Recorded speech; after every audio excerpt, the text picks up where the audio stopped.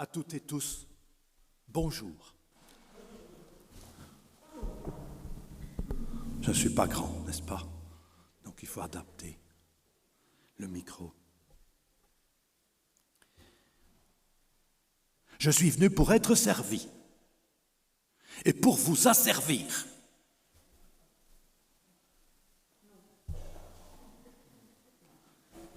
Personne parmi vous n'a protesté. On aurait dû. Vous pensez sans doute que ce matin, le prédicateur n'a pas bien dormi, c'est vrai, et qu'il a dû mal rapporter un texte évangélique qui dit quelque chose qui ressemble à ça, ou qu'il fait subitement une crise d'autoritarisme. Que tout le monde se rassure. Christian Bouillon, s'il perd un peu la mémoire, n'a pas tout à fait perdu la tête, pas tout à fait. Et il va se hâter de vous faire entendre la bonne version. Et je priais Cathy, avec sa belle voix et ses qualités de communication, de nous lire le texte de l'Évangile selon Matthieu. Évangile selon Matthieu, le chapitre 20, les versets 25 à 28. Mais Jésus les appela et leur dit, « Vous le savez, les chefs des nations les tiennent sous leur pouvoir et les grands sous leur domination. Il ne doit pas en être ainsi parmi vous. Au contraire, si quelqu'un veut être grand parmi vous, qu'il soit votre serviteur. Et si quelqu'un veut être le premier parmi vous, qu'il soit votre esclave. C'est ainsi que le Fils de l'homme est venu, non pour être servi, mais pour servir et donner sa propre vie en rançon pour la multitude. » Merci Cathy. Je vous invite à vous asseoir. Comme vous en êtes rendu compte, il est toujours plus qu'utile de remettre un texte dans son contexte, surtout quand il s'agit d'un texte évangélique. Figurez-vous que les versets qui précèdent ce qui vient de vous être lu sont doublement dramatiques. Jésus vient d'annoncer à ses disciples qu'il monte à Jérusalem pour être livré au clergé de cette ville. C'est alors qu'une mère juive, bien intentionnée, présente à Jésus une requête que celui-ci s'engage à honorer.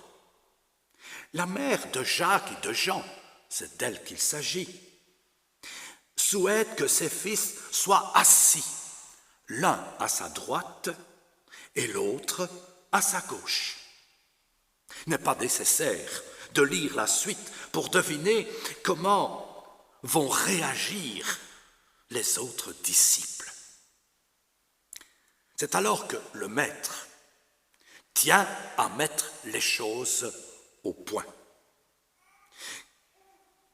Quant à sa personne, mais aussi quant à sa mission parmi les hommes. Nous avons dans nos recueils un chant qui ressemble ou qui semble être un cantique des premiers temps de l'Église. Ce cantique, vous le trouvez à la page 419. La musique, c'est celle du 418. C'est le numéro 3319. Et nous chantons les deux strophes, il n'y en a que deux. Amen.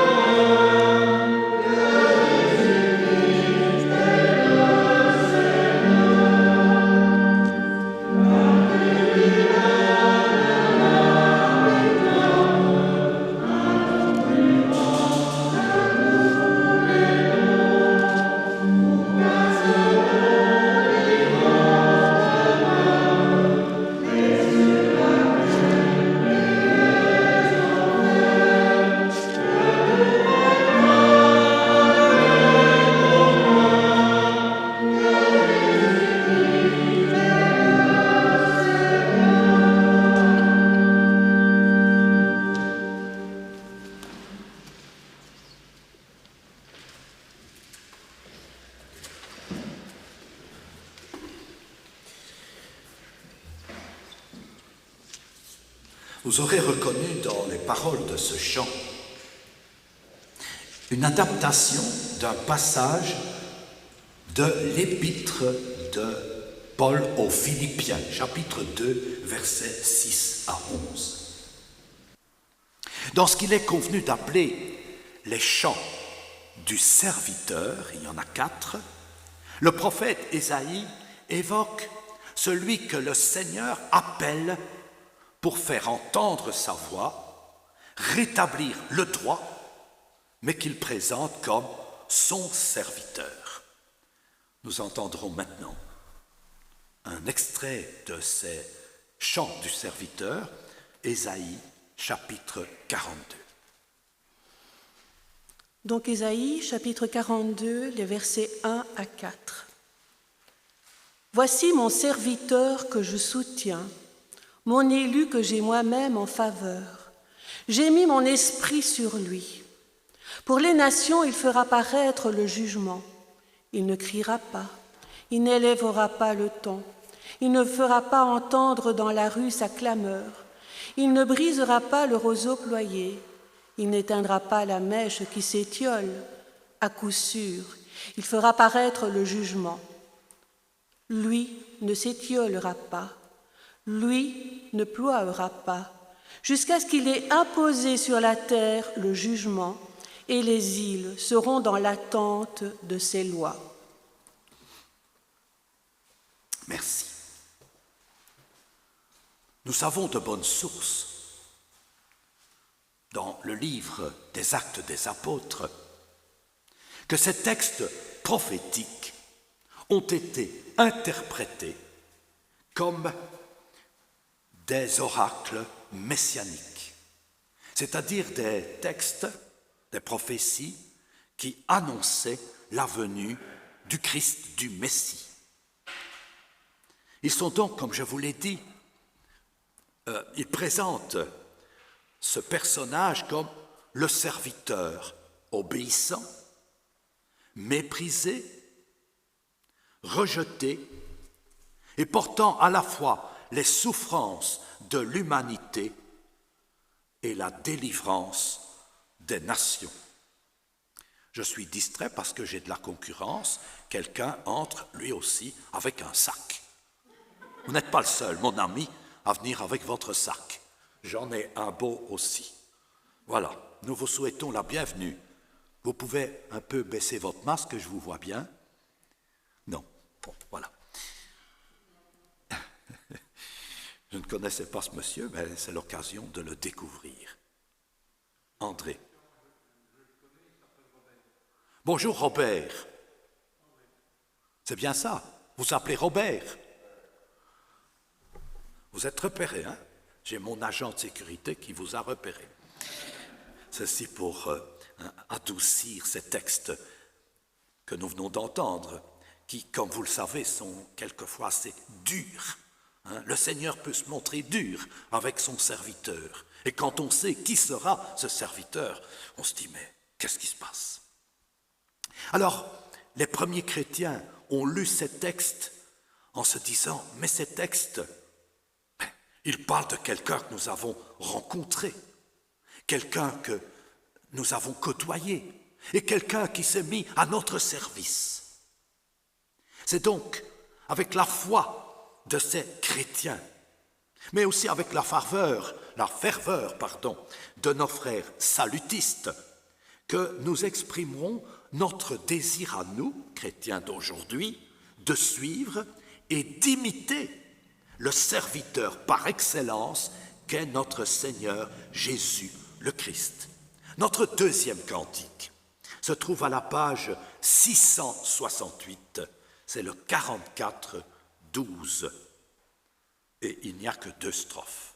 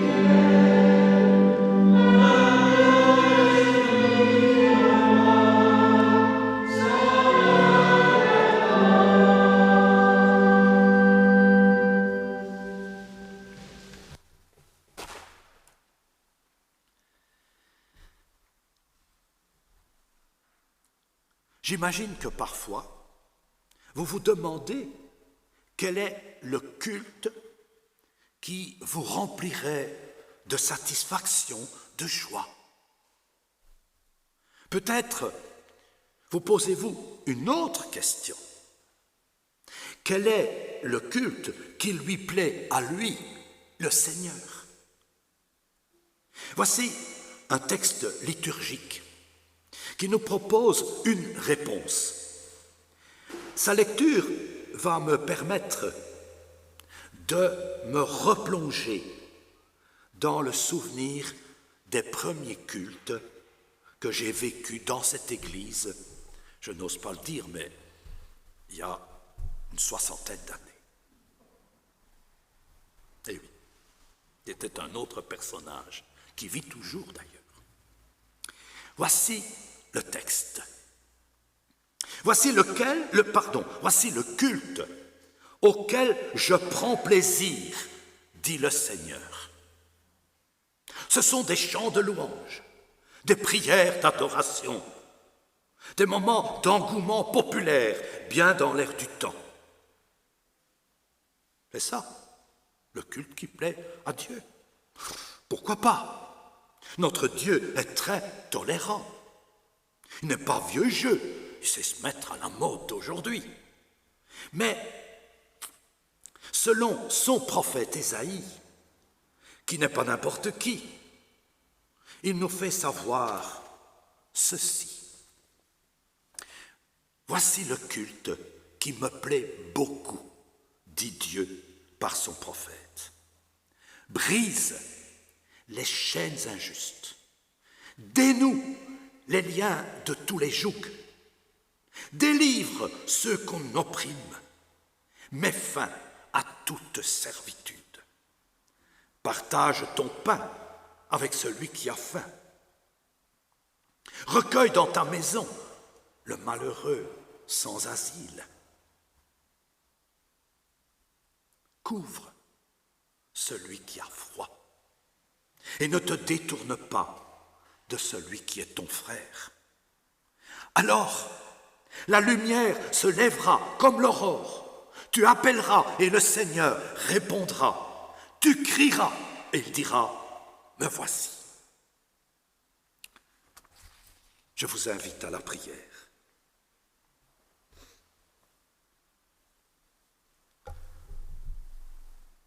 Dieu de justice et de compassion, face aux missions que tu nous proposes ici, nous voulons te prier avec le courage de la lucidité. Tu attends beaucoup de tes serviteurs que nous voulons être. Nous te remercions d'avoir pour nous de grandes ambitions. Il est vrai qu'en Jésus, nous avons un maître exceptionnel et un compagnon fidèle. Comme lui-même l'avait promis, tu nous as accordé la force de ton esprit et avec lui, un guide et un conseiller. Sans chercher de vaines excuses, nous voulons ouvrir les yeux et nous tenir devant toi en vérité. Nous nous laissons paralyser par les doutes et renâclons face aux défis que tu nous proposes. Nous t'en prions, Seigneur et Père, que ton souffle divin gonfle nos voiles et tu feras avec nous de beaux et grands exploits. Nous te le demandons, Jésus, toi le serviteur le serviteur victorieux du mal et de la mort. Soutiens nos efforts pour que triomphe le droit et la justice. Esprit de sainteté, capacité d'aimer qui vient d'en haut, prodigieuse vivacité créatrice, inspire nos projets pour qu'ils s'accordent à la volonté la volonté du Père et qu'il prolonge l'œuvre du Fils bien-aimé, Jésus. Dans cet esprit de prière, nous chanterons notre troisième cantique à la page 641, le cantique 4306. Je vous propose la première, la deuxième et la quatrième strophe.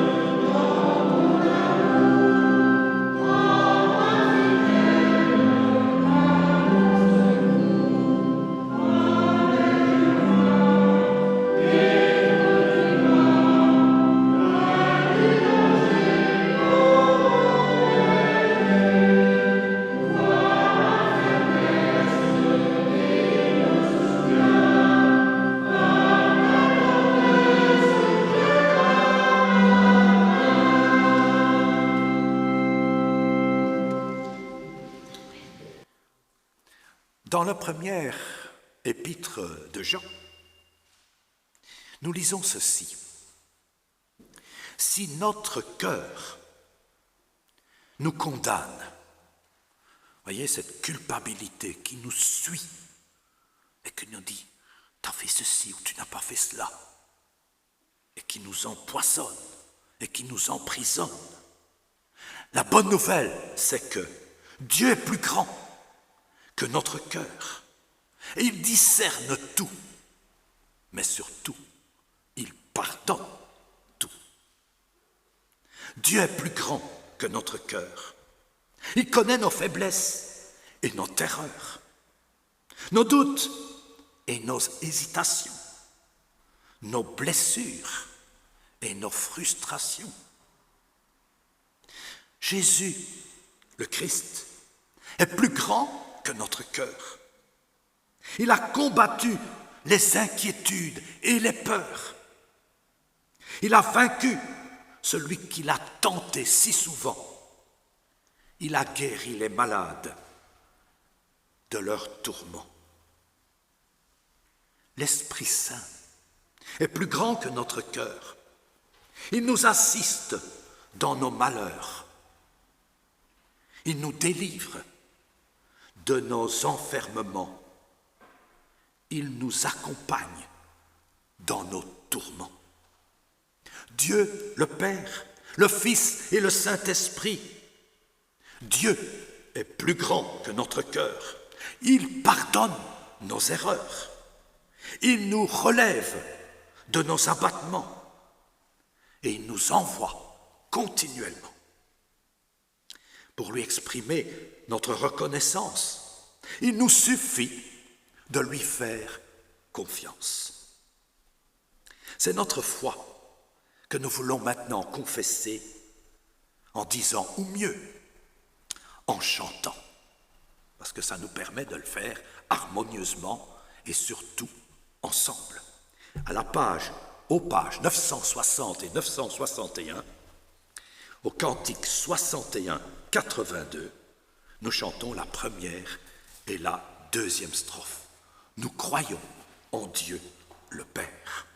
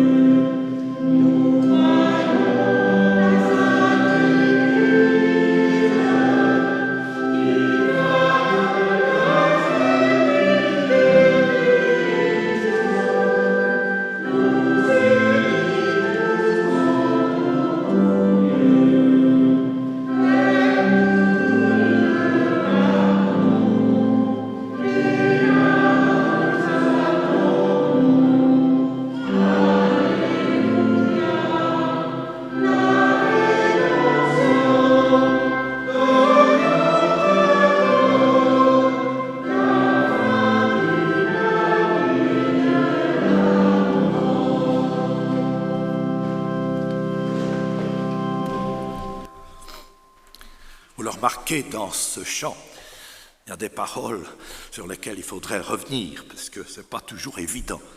Mais pour que ça rime, quelquefois, il faut faire quelques arrangements. C'est ce qu'on appelle les licences poétiques, n'est-ce pas, Madame le professeur de français? Nous prions. Seigneur notre Dieu, tu sèmes ta parole dans le monde et dans nos cœurs. Mais le champ de nos vies n'est pas toujours prêt à la recevoir. Prépare-nous. Arrache de notre champ les pierres, les épines et les soucis qui nous empêchent de l'accueillir. Fais de nous une bonne terre, ouverte à ta parole. Rends-la meuble et fertile pour de bonnes récoltes et pour l'avancement de ton règne de justice et de paix. Amen.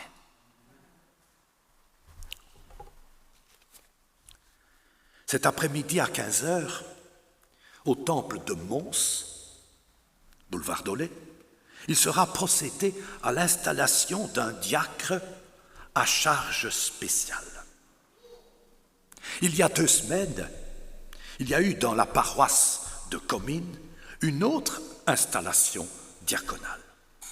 Il s'agissait de Pierre Bouillon, qui est un peu un enfant de votre paroisse. Sa mission, qui devrait durer 2 ans, est celle d'un diacre à charge spéciale administrative. Voilà, c'est la formule qui a été trouvée.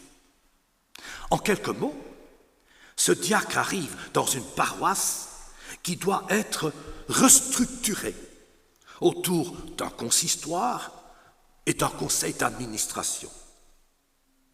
Mais vous pouvez deviner que dans cette paroisse, la plus occidentale du Hainaut, d'autres tâches l'y attendent, comme celle d'assurer les cultes dominicaux et d'autres activités ecclésiales. Il doit aussi accueillir de nouveaux arrivants qui quelquefois arrivent avec une grosse moto, un biker. Oui, c'est comme ça. Et puis, il doit veiller à l'évangélisation, à la visibilité du message biblique dans son lieu de culte et autour. Aujourd'hui, et cet après-midi, il s'agira d'Emmanuel Birin-Guiraud. Il a fait des études de théologie et aussi une formation d'assistant social. À lui, on a donné, pour titre de sa fonction, celui de diacre en charge de la diaconie dans le district du Hainaut occidental et de l'évangélisation des rues hainauières. J'espère que ce diacre aura l'occasion de vous présenter lui-même sa mission, qui semble double, n'est-ce pas, mais qui en fait ne l'est pas. J'espère vous le faire comprendre en puisant quelques textes bibliques qui nous montreront comment pouvait fonctionner ce ministère diaconal dans les Actes des Apôtres, par exemple. Je crois savoir que vous avez eu la bonne idée, ici, à Carnion, de parcourir en études bibliques le livre des Actes des Apôtres. Avec votre permission, nous y reviendrons, écouterons la lecture. C'est au chapitre 6 de ce livre des Actes. Chapitre 6, les versets 2 et 3. Il y eut des murmures dans la communauté de Jérusalem à propos des services rendus au sein du groupe des disciples. Les apôtres convoquèrent ce que nous appelons une assemblée d'Église. Voici ce que déclarèrent les apôtres. Il ne convient pas que nous délaissions le ministère de la parole pour exercer le service de distribution des ressources de la communauté. C'est pourquoi il faut choisir parmi vous 7 personnes qui seront chargées de cette mission. Merci. Comme nous le constatons, il n'y a rien de neuf sous le ciel des églises. À Jérusalem, déjà, il y avait des murmures. Pourtant, la communauté était en pleine croissance. Et il y avait néanmoins de la contestation dans l'air. Nous qui vivons parfois la situation inverse, nous serions en droit de nous étonner. Et comment ça se fait qu'ils sont en pleine croissance et que pourtant ça ne se passe pas bien? On se fait souvent de l'Église dite primitive une représentation idyllique, tout baigné dans cette Église. Mais cela, c'est un peu la faute de l'auteur du livre des Actes des Apôtres qui nous présente cette image. Mais il y a quand même des bémols. La communauté décrite dans le livre des Actes présente beaucoup d'aspects qui font rêver. Ils persévéraient dans la prière. Ils étaient fidèles dans l'étude des textes bibliques et dans l'enseignement des apôtres. Ils partageaient des ressources pour combattre la pauvreté. Voilà 4 piliers qui sont extraordinaires. On ne peut pas rêver mieux.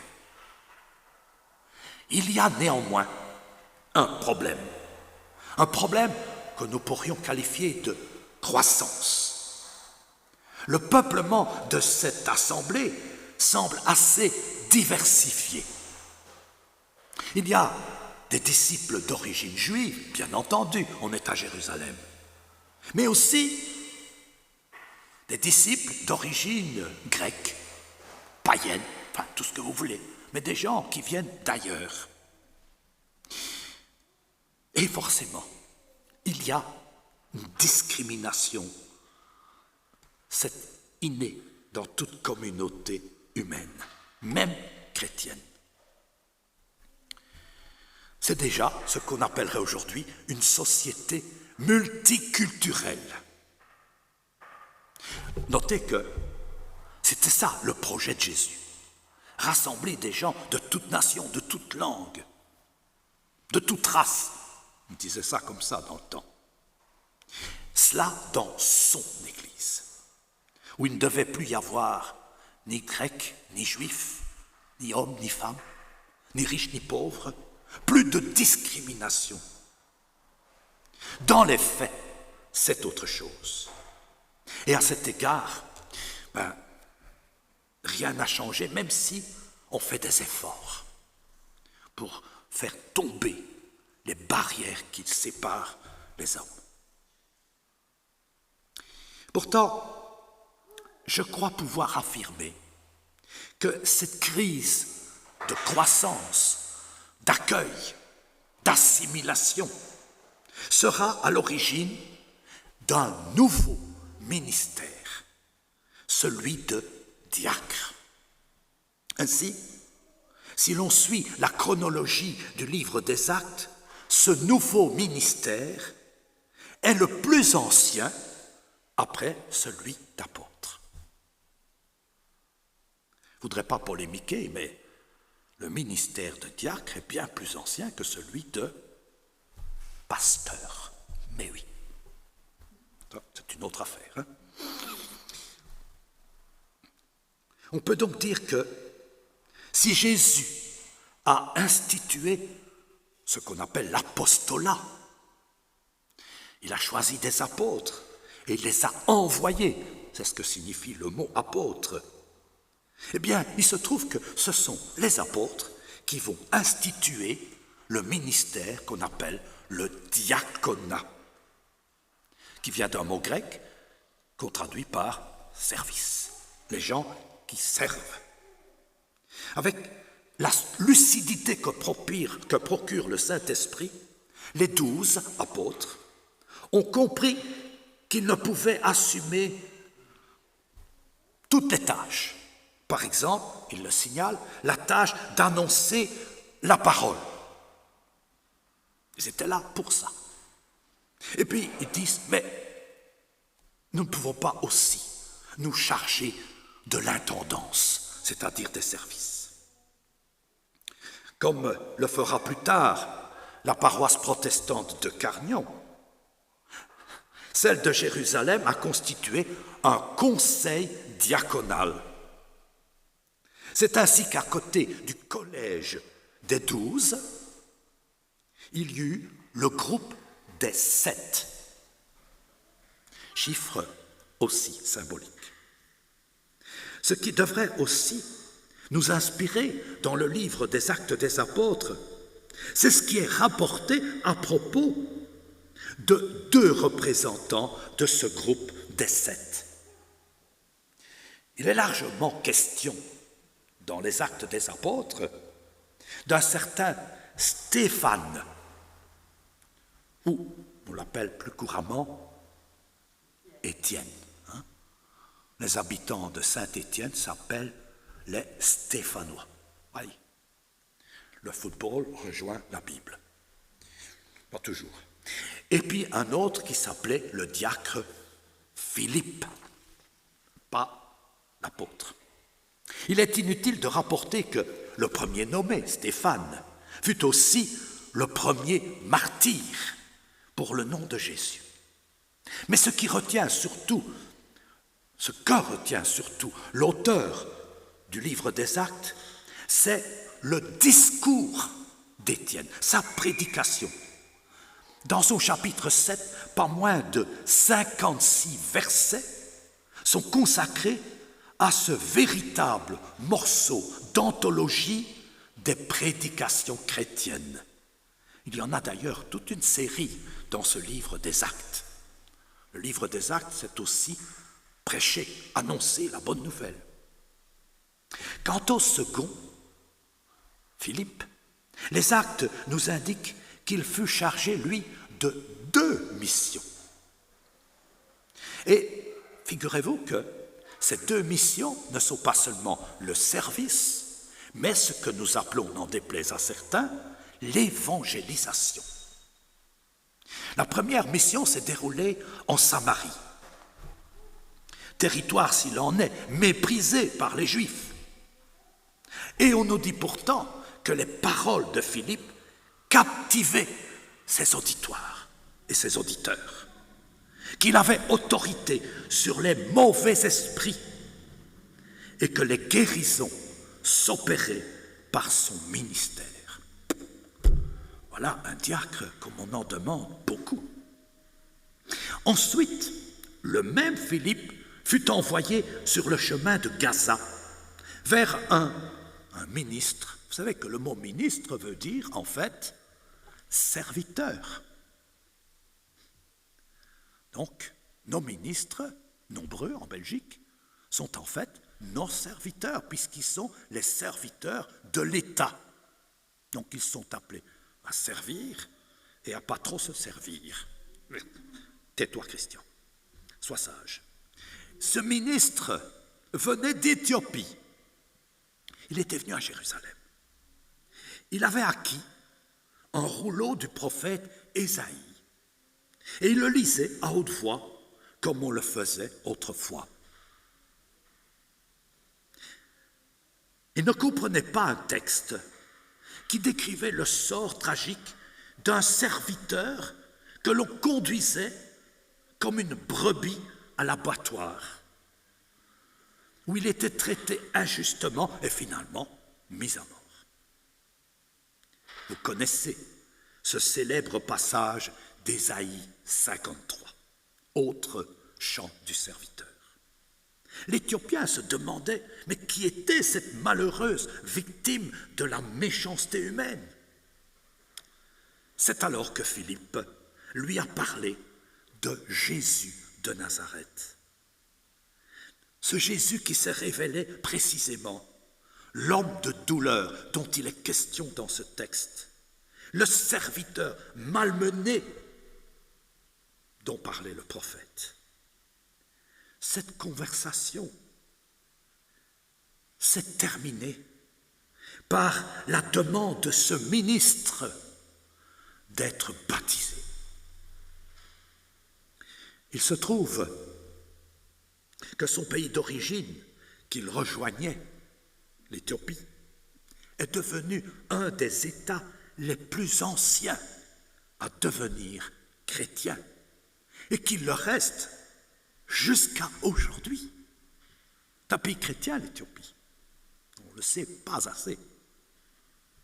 Voilà donc 2 diacres choisis pour le service des pauvres ou des démunis ou des injustement traités, qui s'investissent aussi dans la diffusion de l'Évangile. C'est ce qu'avait aussi compris un certain William Booth, fondateur de l'armée du salut. Vous connaissez les 3 S. Il faut donner un bol de soupe à celui qui a faim, du savon à celui qui vit dans la rue, et une parole qui fait connaître celui qui peut le sauver du mal. Le projet diaconal dont il sera question cet après-midi veut s'inscrire précisément dans ce double aspect du diaconat chrétien. On ne peut pas rivaliser avec tous les services sociaux qui existent, heureusement. Néanmoins, comme vous le savez, et comme vous en avez pris l'initiative, les églises se doivent d'être attentives et actives auprès des déshérités de notre monde. Mais elles ont une spécificité, c'est faire connaître celui qui peut délivrer de leur misère, au pluriel, les pauvres de tout qui nous entoure. On se rend compte que c'est une parole de consolation, d'exhortation, de délivrance dont beaucoup de pauvres ont besoin. Ce n'est pas seulement une pauvreté sociale ou économique, c'est aussi une pauvreté morale, pour ne pas dire spirituelle. C'est pourquoi Emmanuel Biringiro a reçu le titre de diacre à charge spéciale en diaconie du district. Il y a 19 paroisses où il faut développer, comme à Carnion, un comité diaconal, une équipe diaconale, j'ai oublié le mot, un conseil diaconal, voilà. Et puis, l'autre fonction, l'évangélisation de rue. Si vous l'invitez, il vous expliquera lui-même ce qu'il a commencé à faire et qu'il fera encore. Vous devez savoir qu'Emmanuel est marié, son épouse est infirmière, pas loin d'ici, à Beaudour, et qu'ils ont 2 filles. Il a suivi une formation théologique pour être pasteur, mais on le lui a refusé. Il a aussi fait une formation d'assistant social. Il est donc, selon nous, qualifié pour mener de front le service diaconal et la diffusion de la bonne nouvelle de Jésus-Christ dans la rue, c'est-à-dire hors des murs des églises. Ça, c'est difficile, voyez-vous. Aller vers les autres, témoigner, parler de Jésus. On est réticent, hein? Croyez-moi. Je voudrais revenir sur d'autres indications que la Bible nous donne au sujet du diaconat. Toujours dans le livre des Actes des Apôtres, au chapitre 9, il y est question d'une certaine Tabitha, mieux connue sous le nom de Dorcas. Vous avez peut-être encore connu des sœurs chrétiennes protestantes qui portaient ce nom, et j'en connais une, elle n'aimait pas son nom, Dorcas. Elle avait tort, car écoutez ce qu'il est dit de Dorcas. Elle faisait beaucoup de bien et donnait de son argent aux démunis. Elle mourut, mais l'apôtre Pierre fut appelé. On lui montra tout ce que Dorcas avait confectionné pour les distribuer aux déshérités. Alors, Pierre a prié. Et elle est revenue à la vie. Il n'était donc pas question qu'une personne de cette valeur, qui rendait tant de services, disparaisse en plein fonctionnement. Voilà, c'est comme ça que j'interprète cette intervention. Je prends des libertés. Vous me pardonnerez. Mais dans l'Épître aux Romains, il est question d'une personne nommée Phébé. Aussi un nom qui a un peu disparu. J'en ai connu 2 qui s'appelaient comme ça. Et elle est désignée formellement comme diaconesse de l'église de Sancheré, c'est-à-dire en Grèce. C'est le seul passage biblique où apparaît le mot diaconesse. L'apôtre Paul tient à évoquer les services que cette femme a rendus à d'autres, mais aussi à lui-même. L'apôtre Paul, toujours, et cette fois dans son épître aux Philippiens, adresse ses salutations à cette église de Philippe qu'il portait dans son cœur. Et il tient à détailler dans sa salutation comment se constituait cette église de Philippe. D'abord, il s'adresse à tous les membres qu'il appelle les saints, c'est-à-dire ceux que Dieu se réserve, que Dieu a choisis, que Dieu a appelés. Et puis, il parle des épiscopes, c'est-à-dire, ce n'est pas le périscope, mais épiscope, c'est-à-dire celui qui veille sur cette communauté. Et puis, troisièmement, les diacres. C'est le premier passage où apparaît ce mot diacre qui, j'insiste, vient d'un mot grec qui veut dire service. Diaconie, c'est le service. Le second texte biblique où l'on trouve le mot diacre se trouve dans la première épître à Timothée. Je vous lis le passage où Paul présente le cahier des charges, si je puis dire, du diacre. Les diacres doivent être respectables et n'avoir qu'une parole. Ils ne doivent pas s'adonner à la boisson, ni être attirés par le gain.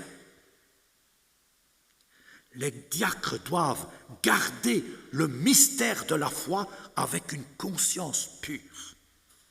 Qu'on les mette d'abord à l'épreuve et qu'ils exercent ensuite leur ministère s'ils sont sans reproche. Comme vous le constatez, les exigences pour accéder à cette fonction sont strictes. Selon l'apôtre, il faut à la fois des qualités morales, il faut accepter une mise à l'épreuve, et puis ce que l'apôtre appelle la garde du mystère de la foi. Qu'est-ce que c'est que ça? Que veut dire l'apôtre? Sous sa plume, le mot mystère vient du vocabulaire religieux des Grecs. Il désigne dans le Nouveau Testament, il revient plusieurs fois, la vérité ou l'action de Dieu tenue secrète, cachée, pendant des siècles, pour être enfin portée à la connaissance de tous, et cela suite à la venue du Fils de Dieu parmi nous. Désormais, en Jésus-Christ, le mystère est dévoilé. Si l'on s'en tient à l'enseignement biblique, le ministère diaconal n'est pas accessible à des petits genoux, comme on dit. Des genoux qui peut-être ont beaucoup de diplômes, des masters, comme on dit maintenant, pour ne pas dire des mystères, mais qui n'ont que peu d'expérience. Peu d'expérience de la vie, tout court, et surtout de la vie d'Église, de la connaissance du système ecclésial et surtout de la pensée, de la doctrine chrétienne, du message de Jésus-Christ. Dans un ouvrage récent, vous voyez, mon attention est attirée. Le diaconat, tiens, un ministère menacé. Eh oui, vous vous rendez compte? Pourquoi menacé? Parce qu'il y a beaucoup d'exigences. Et dans cet ouvrage, qui est publié dans l'Église catholique de France, j'ai découvert une information qui m'a fort étonné, mais qui me semble rejoindre les recommandations apostoliques. Une statistique révèle que la moyenne d'âge des diacres actifs dans cette Église est de, vous le donnez en 1000, 67 ans et 6 mois. Pour celles et ceux qui pensaient avoir enfin atteint l'âge officiel de la retraite professionnelle, le service diaconal vous ouvre tout grand les bras. Sachez aussi que dans cette même Église catholique de France, le nombre de diacres ne cesse de croître. Et si vous ne me croyez pas, il faut que je retrouve ça, parce que j'ai perdu ma page, c'est la dernière. Voilà, non, un instant. Voilà, ça y est. Mais ça vous permet de réfléchir et de respirer. En 1970, comme on dit autre Kievien, il y avait 5 diacres ordonnés dans cette église. En 1981, 10 ans après, il y en avait une centaine. En 1991, 10 ans encore après, 720. 1800 en 2004 et en 2021, environ 3000. Tout près de chez nous, dans l'unité pastorale de Carnion-Wamuel, l'unité catholique, vous avez peut-être rencontré un diacre qui s'appelle Antonio. Ah, vous connaissez. Vous avez pu apprécier toutes ses qualités. C'est un homme qui était marié, malheureusement il est veuf. Il a, je pense, des enfants. Et c'est quelqu'un qui n'en a pas. Il n'en a plus. Bon, il aurait pu en avoir. Mais c'est un homme qui, vraiment, est très apprécié. J'ai mes sources. Quand il fait un baptême à l'église du Rivage, il explique bien les choses. Il capte l'attention. Il anime, comme les prêtres, excusez-moi, ne sont pas capables de le faire. Merci Seigneur d'avoir suscité ce diacre que vous accueillez lors des réunions œcuméniques ou même il est très actif lors de la journée du refus de la misère, de la pauvreté. Vous l'avez entendu, il est bien là, présent. Et c'est là qu'il manifeste son ministère de diacre. Il faut reconnaître que dans nos églises qui se veulent réformées, j'ai le triste sentiment que ce ministère est un peu, si pas délaissé, méprisé. On le met sous le boisseau, alors qu'il devrait éclairer l'Église. Il faut espérer. C'est mon espoir, ma prière, que ce qui s'est passé il y a 2 semaines à Comines, ou ce qui se passera cet après-midi à Mons, soit des signes du renouveau ministériel selon ce que la Bible enseigne. Il y a plusieurs fonctions, plusieurs ministères dans l'Église. Et tout cela fait que l'Église fonctionne bien, est bien organisée comme notre corps qui a des organes. Heureusement qu'on a des organes, qu'on n'a pas qu'un estomac qui a le reste. Et je pense que c'est pareil pour l'Église. L'Esprit Saint a voulu cette diversité.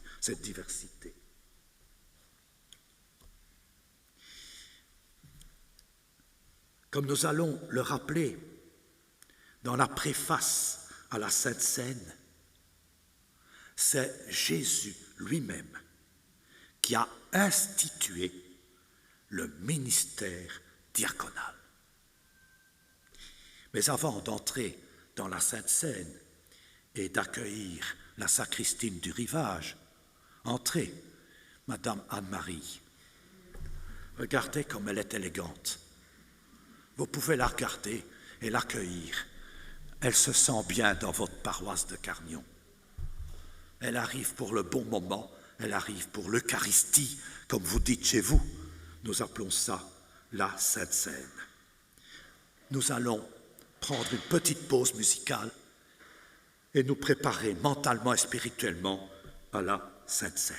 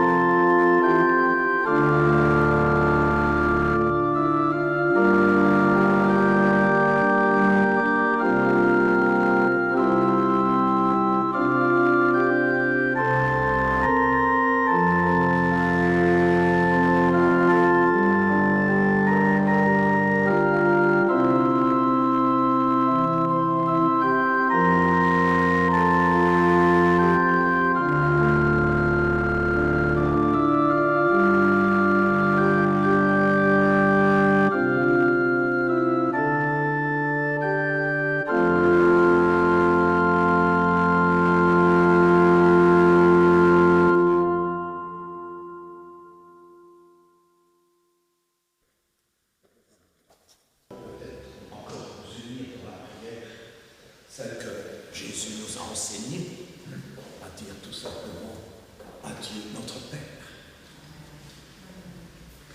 Notre Père, que ton nom, que ton règne, que ta volonté,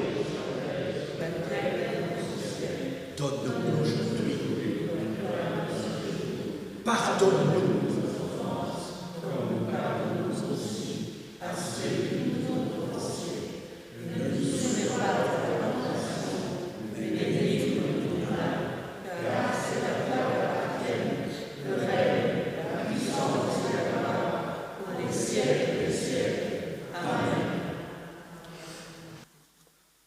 Vous êtes invités à reprendre place.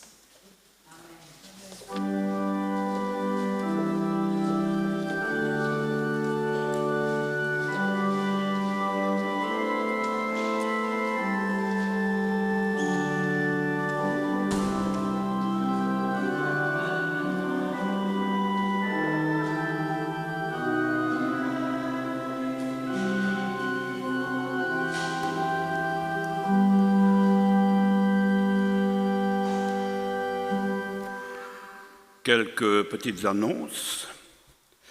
D'abord, il y a du café dans la salle après le culte, où j'invite notre frère Christian.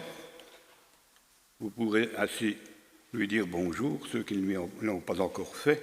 Et je le remercie de nous avoir conduits dans ce culte où, vous l'avez peut-être deviné, la diaconie était vraiment mise en exergue. Merci Christian. Et à la prochaine fois. Pardon ? Et à la prochaine fois.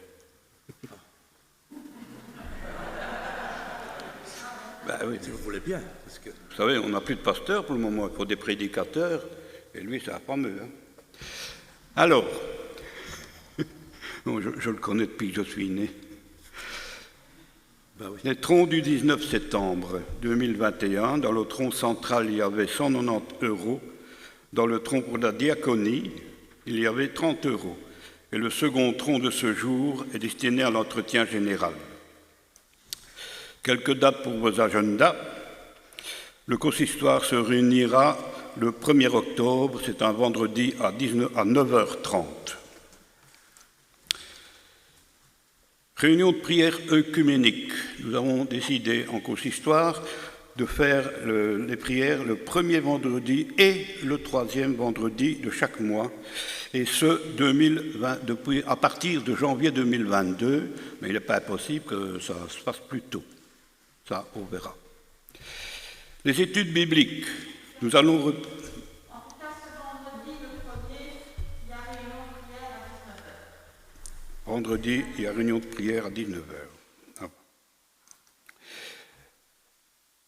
Les études bibliques, elles se feront dorénavant une fois par mois, entrecoupées d'un ciné-débat.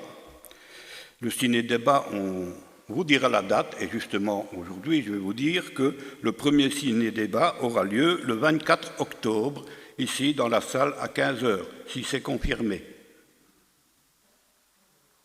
Il y aura études bibliques le 24, mais pas ciné-débat, malheureusement, Jean-Yves travaille ce week-end-là. Ça va. Il y aura une étude biblique. Ça va. De toute façon, on répétera ça la semaine prochaine. Alors, n'oublions pas nos inscriptions pour les calendriers, celui qui désire notre pain quotidien, la bonne semence ou autre chose. Il y a une liste dans la salle annexe. Vous mettez votre nom, ce que vous voulez, et le nombre, de 1 à 10, à 100, à vous de choisir. Deux autres annonces, le 17 octobre. Le 17 octobre, rendez-vous sur le parvis de l'Hôtel de Ville, dès 19h, à l'occasion de la Journée mondiale du refus de la misère. Notre communauté y participe, comme tous les ans depuis quelques années, et avec l'administration communale, la maison culturelle, l'unité pastorale catholique, l'armée du salut, ATD Carmonde aussi, et j'en passe. Il y aura peut-être d'autres. J'allais vous annoncer encore l'installation d'Emmanuel Béringiro à 15h au Temple de Mons, mais je crois que Christian en a parlé abondamment. Mais il sera installé maintenant, mais ça fait déjà un beau bout de temps qu'il est au travail. Je n'ai plus d'annonce à faire, sauf une petite annonce qui a touché beaucoup de gens. Le beau-frère de notre frère Jean-Pierre Lévesque, le mari de sa sœur Léonce, est décédé cette nuit.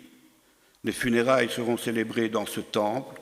Nous n'avons aucune indication du jour ni de l'heure, mais j'essaierai de le transmettre dès que j'aurai les renseignements.